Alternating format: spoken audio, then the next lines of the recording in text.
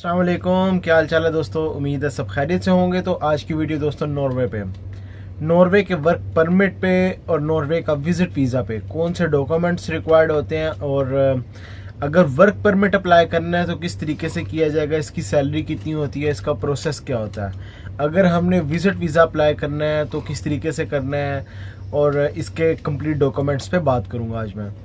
दोस्तों बहुत सारे लोग जिनका रुझान होता है लाइक नेदरलैंड्स की तरफ जाने का या फिर फ्रांस, जर्मनी, इटली वगैरह जाने की तरफ होता है। बहुत कम लोग ऐसे होते हैं जो कि नॉर्वे को तरजीह देते हैं, या आपने कभी सुना नहीं होगा कि नॉर्वे का वर्क परमिट लोग लेते हैं या वहाँ पे जाते हैं। उसकी कुछ रीजंस हैं दोस्तों, क्योंकि नॉर्वे एक ऐसा कंट्री है जो कि पूरे शेंजन एरिया में, पूरे यूरोप में सबसे कम सैलरी देता है। यहाँ पे आपको थोड़ी सी बात अजीब लगे दोस्तों, नॉर्वे एक ऐसा कंट्री है जो कि बहुत ज़्यादा अमीर है, बहुत ज़्यादा रिच है। और अगर इस कंट्री में आप जाते हो वर्क परमिट पे तो जितनी ये मरात यानी कि जितनी ये फैसिलिटीज़ आपको नॉर्वे देता है, कोई दूसरा ऐसा कंट्री नहीं जो कि फैसिलिटीज़ इतनी दे रहा हो। तो अब बात ये आती है, जब इतनी फैसिलिटीज़ मिल रही हैं कि आपकी हर एक्सपेंस नॉर्वे बर्दाश्त करे तो उस मुकाबले में सैलरी क्यों कम है। दोस्तों दूसरे कंट्रीज़ अगर देखा जाए शेंजन के, लाइक नेदरलैंड्स, डेनमार्क, इटली वगैरह को देखा जाए तो वो सैलरी तो मे भी थोड़ी ज़्यादा दे देंगे, लेकिन वो इतनी फैसिलिटीज़ नहीं देते हैं। इसी मुकाबले में अगर आप नॉर्वे को देखते हो तो नॉर्वे आपको सबसे ज़्यादा फैसिलिटीज़ दे रहा होता है, इस वजह से वो आपको थोड़ी सैलरी कम देता है। लेकिन वो इब्तदा में होती है, जब वहाँ पे आप जाके थोड़ा टाइम स्पेंड करते हो, थोड़ा सा वहाँ पे एक्सपीरियंस गेन कर लेते हो, देन वो आपको अच्छी सैलरी भी ऑफ़र करते हैं। ये मैं उन लोगों की बात कर रहा हूँ जो कि पाकिस्तान में हैं या फिर किसी दूसरे कंट्री में बैठे हुए शेंजन से बाहर हैं। शेंजन में है वो तो एक अलग ही मैटर हो जाएगा, अभी शेंजन से बाहर है तो इसलिए आपको जब वो इब्तदा में हायर करेंगे उस वक्त सैलरी आपको कम मिलेगी। दोस्तों मैं यहाँ पे एक बात बताता चलूँ कि नॉर्वे शेंजन का पार्ट तो है लेकिन ईयू में नहीं है, यूरोपीय यूनियन में ये नहीं आता। लाइक स्विट्ज़रलैंड और आइसलैंड, ये भी जो है शेंजन में तो ज़रूर है लेकिन ईयू में नहीं है। इस पे मैंने ऑलरेडी वीडियो बनाई हुई है, ईयू क्या होते हैं और शेंजन में क्या फ़र्क है, यूरोपीय यूनियन में क्या फ़र्क है। तो अब नॉर्वे को बात करूं तो दोस्तों नॉर्वे स्कैंडिनेवियन कंट्री में से एक बड़ा स्ट्रॉन्ग किस्म का कंट्री है। यहाँ के जो बाशिंदे हैं अपने कंट्री से बहुत ज़्यादा प्यार करते हैं। यही वजह है कि इस कंट्री के अंदर इलीगल माइग्रेंट्स बहुत कम रहते हैं, क्योंकि ये ज़्यादातर रेफ्यूजी या फिर असाइलम सीकर्स को बर्दाश्त नहीं करते हैं अपने कंट्री के अंदर, या फिर आसानी से रेफ्यूजी नहीं देते हैं। इस वजह से बहुत कम लोग होते हैं जो कि नॉर्वे में जाते हैं। अभी दोस्तों सबसे पहले बात करते हैं वर्क परमिट की। वर्क परमिट मिलेगा कैसे आपको।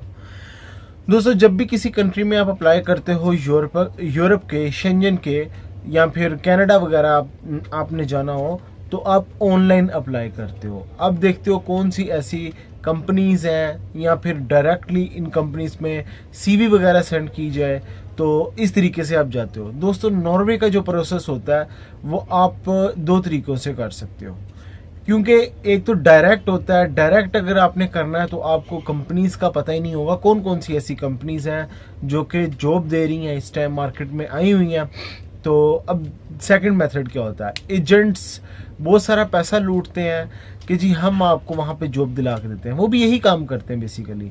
होगा क्या, वहाँ पे एक कंपनी होगी जो कि रिक्रूटमेंट एजेंसियाँ जिन्हें कहा जाता है, रिक्रूटमेंट एजेंसीज, वो आपको जॉब बताएंगे कि इस कंपनी के अंदर जॉब्स निकली हुई है। लाइक यूएई की मैं एग्जांपल देता हूँ। यूएई में जब जॉब्स निकलती है, जो खास करके यूएई में मुकीम है, यहाँ पे जो होते हैं लोग, वो कुछ ऐसी एजेंसीज के साथ अटैच हो जाते हैं जो कि रिक्रूटमेंट करवाती हैं। कहती हैं कि इस कंपनी में आज जॉब निकली है या किसी और कंपनी में जॉब निकली है तो वहाँ पे जाके इंटरव्यू दो। अब ऐसी एजेंसीज आप ऑनलाइन फाइंड कर सकते हो। जब इस एजेंसी को आप देखोगे तो वहाँ पे जो ओरिजिनल कंपनी होगी उसकी भी वेबसाइट आ रही होती है। आप या तो उस रिक्रूटमेंट एजेंसी के थ्रू आप अप्लाई कर सकते हो, या फिर आप उसी रिक्रूटमेंट एजेंसी की वेबसाइट से डायरेक्टली इस कंपनी की वेबसाइट उठा लो और डायरेक्ट उनको सीवी भेज दो। इससे होगा क्या कि आपको किसी भी किस्म का कोई पैसा पे नहीं करना पड़ेगा, क्योंकि जब डायरेक्ट आप उस कंपनी के अंदर अपनी सीवी सेंड करते हो तो वो आपको डायरेक्टली कॉल करती हैं और इंटरव्यू होता है। मैं आगे चल के इसका इंटरव्यू भी बताता हूँ और क्या क्वेश्चंस होते हैं। तो जब आप ऑनलाइन सेंड करते हो तो दोस्तों इनमें एक मेन चीज़ आती है कि आपका एक्सपीरियंस लाजिम होना चाहिए। एक्सपीरियंस कितना होना चाहिए? कम से कम 4 से 5 साल का, सेम फील्ड के अंदर, जिस फील्ड में आपने अप्लाई करना है। उसके बगैर आप अप्लाई नहीं, इसके बगैर अगर आप अप्लाई करोगे तो आपको किसी किस्म का कोई रिस्पॉन्स नहीं आएगा। मुझे एक चीज़ बताओ, क्यों आपको अपनी कंपनी में आने की इजाज़त दें या जॉब दें आपको, जब आपका एक्सपीरियंस नहीं है? बनिस्बत ये कि आपके मुकाबले में ऐसे हजरात भी हैं जो कि 10-10 साल का एक्सपीरियंस लेके बैठे हुए हैं, तो किन को वो प्रेफरेंस देंगे? आपको देंगे या फिर जिसका एक्सपीरियंस है? अब यहाँ पे लोग गलती क्या करते हैं, फेक एक्सपीरियंस लगाते हैं, फेक हर चीज़ लगाते हैं कि हमें किसी तरीके से कॉल आ जाए। तो दोस्तों ऐसी सूरत में नॉर्वे क्या करता है, आपको बैन लगा देता है। अगर आप पे बैन लग गया तो आप पूरी ज़िंदगी यूरोप नहीं जा सकोगे। कम से कम 10 साल का बैन लगता है। अगर बैन लग गया तो आप नॉर्वे को तो छोड़ के शेंजन को भी छोड़ दें, उसके बाद यूरोप भी किसी भी कंट्री में आप अप्लाई नहीं कर पाओगे। अप्लाई करोगे रिफ्यूज़ल लगेगी। तो क्या करना है, आपका सबसे पहले एक्सपीरियंस होना चाहिए उस चीज़ के अंदर जिसमें आपने अप्लाई करना है। अगर कोई बंदा आईटी में अप्लाई कर रहा है तो आईटी का 5 साल का कम से कम एक्सपीरियंस हो। उसके बाद स्टडी होनी चाहिए। स्टडी, अभी ये 2 चीज़ें आती हैं कि स्टडी अगर आपने की है तो आपके पास डिग्री होनी चाहिए, अगर आपने कोई एक्सपीरियंस है तो आपके पास एक्सपीरियंस लेटर होना चाहिए। फिर इसको आपने कन्वर्ट करवाना है इन इंग्लिश के अंदर। जब आप इसको कन्वर्ट करवाओगे और आपने इनको सेंड कर देनी है हर चीज़, सीवी अच्छी सी बना के। अगर वो आपकी कंपनी आपको कॉल कर लेती है, वहाँ पे आप उनके क्राइटेरिया पे पूरा उतरते हो, अगर आपका एक्सपीरियंस है, डिग्री अच्छी है, तो आपको डेफिनेटली वो कंपनी रिस्पॉन्स देगी अगर उनको बंदे चाहिए। फिर क्या होगा दोस्तों, बहुत सारी कंट्रीज़ क्या करती हैं, आपको ऑनलाइन कॉल करके इंटरव्यू कंडक्ट कर लेती हैं। सिर्फ वॉइस पे हो जाता है। लेकिन मैं बताऊं दोस्तों, ये नॉर्वे ये स्काइप के ऊपर या फिर लाइव आके आपके साथ इंटरव्यू कंडक्ट करेंगे, आपसे हर चीज़ पूछा जाएगा।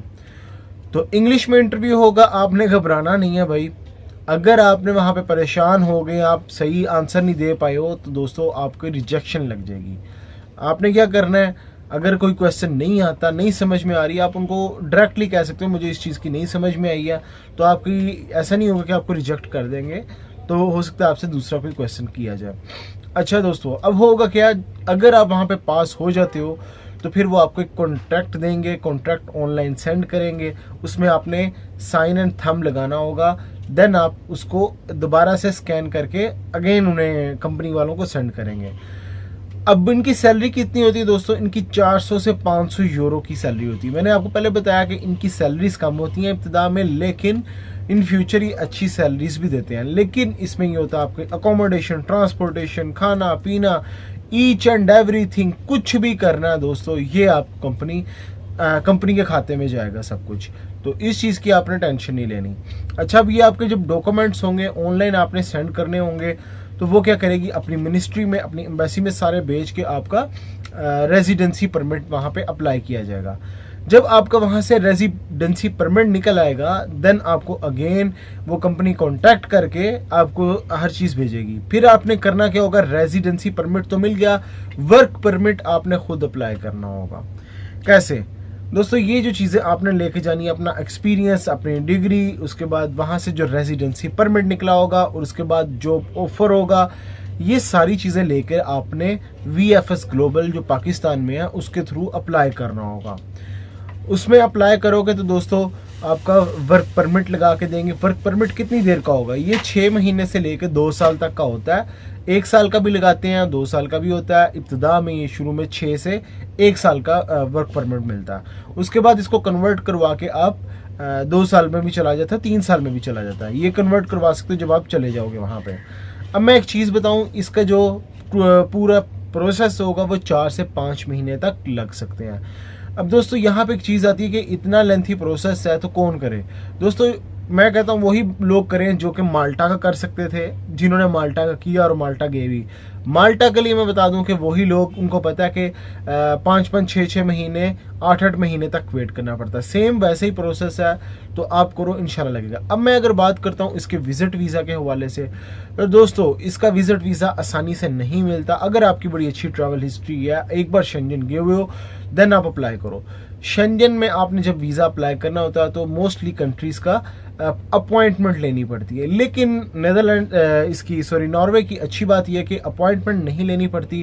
अगर आपने डॉक्यूमेंट सारे रेडी है, डायरेक्ट आप VFS ग्लोबल जाओ, उसी वक्त सबमिट करवा के आप वीज़ा अप्लाई कर सकते हो। वीज़ा डॉक्यूमेंट्स में कौन कौन सी चीज़ें आएंगी, वही hotel booking, flight reservation, travel insurance 30,000 euro हो करती हो, बैंक स्टेटमेंट 6 मंथ की लगेगी, उसके बाद अकाउंट मेंटेनेंस लेटर लगेगा, उसके बाद वीज़ा रिक्वेस्ट लेटर होगा, ट्रैवल प्लान होगा आपका, प्रीवियस वीज़ास, ट्रैवल हिस्ट्री, ये सारी चीज़ें। उसके बाद आपका visa application form, white background के साथ 2 पिक्चर्स, आपके प्रीवियस पासपोर्ट, ये सारी चीज़ें लगेंगी और आपका वीज़ा अप्लाई हो जाएगा। अगर किस्मत हुई, अगर आपकी ट्रैवल हिस्ट्री अच्छी है, तो नॉर्वे आपको वीज़ा दे देगा। तो दोस्तों इंशाल्लाह नेक्स्ट वीडियो में मिलेंगे नए टॉपिक के साथ। अपना ख्याल रखें, टेक केयर, अल्लाह हाफिज़।